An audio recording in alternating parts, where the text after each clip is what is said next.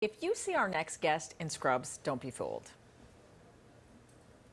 My problem was that I would take advice from anybody wearing scrubs just because they look smarter than me. Right? I used to. Until I realized that there's a store in the mall where anybody could buy scrubs. You don't have to be a doctor. You don't have to show a license. Nothing. You just walk in, pick your favorite color. Boom, Dr. Anjelah. So true, right? All right, the secret is out. She may not be a doctor, but she does know how to deliver comedy. Please welcome comedian Anjelah Johnson. Good morning, Dr. Anjelah. Oh my gosh. Hello. Hello. Thank you for having me. You are so hilarious. Cracking Thank me you. up. I still consider my cousin to be my primary doctor, but she really just works the front desk at like a dental office. But listen, she's smarter than I am, probably. Earlier, and that lighting on you this morning, fabulous. Thank you. I'm saying. following the clouds. They keep moving, so wherever they go, I go. All right, well, you're back in New York. You're back in New York, and you're going to be performing at Caroline's on Broadway. I am. That's so awesome. Now, you perform all over the world, though, but how different is it then when you're in front of a New York audience? Listen, there's nothing like a New York audience, especially when it comes to Caroline's, because there's a little bit, it's a mix. We got the locals, and then we got some tourists in there. So it's always a fun vibe when I come to Caroline's. It's always so fun in New York. It's the best. It is a fun place. All right, we know your comedy is clean, no profanity, audiences can't get enough. Is this something you made a conscious decision to do when you got into comedy? And would you describe your brand of comedy in a certain way? You know, I think I just operate my life that way, so it became easy to me. It wasn't like, oh, don't cuss on stage, but then when you get off stage, like, you know, let her rip.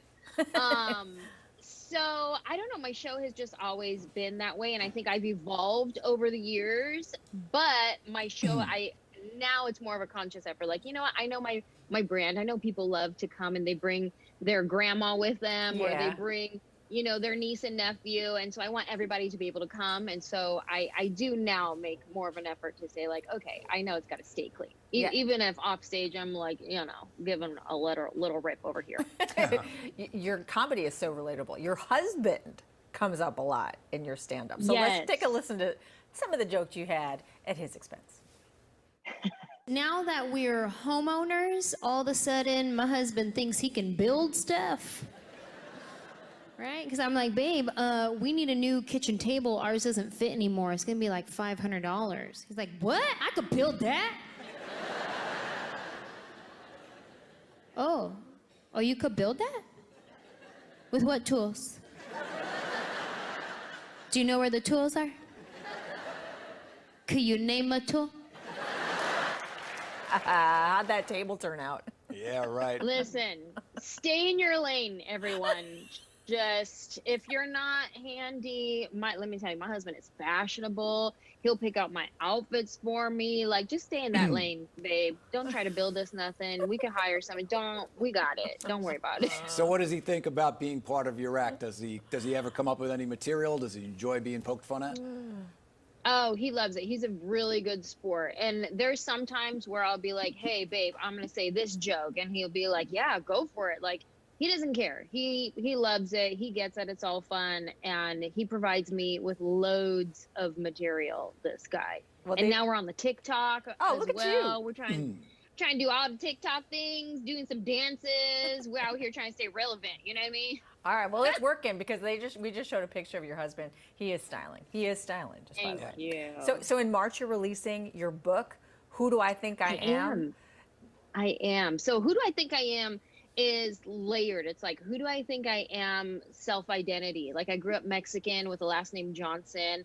I didn't speak Spanish other than like some really basic menu items and like a handful of Selena lyrics. You know what I mean? Like, I did not speak Spanish. So it's like, who do I think I am?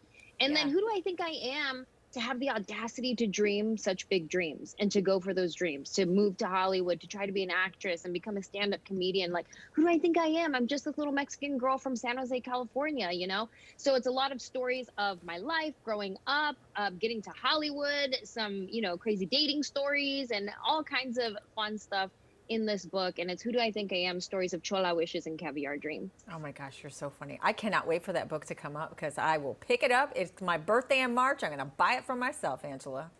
Thank you. All right. Thank you so much. Well, thanks so much for joining us. You are so much joy on this Wednesday morning. Thank you. And good luck with the book. Good luck with your show. Thank you. Thank you, See y'all Angela. later.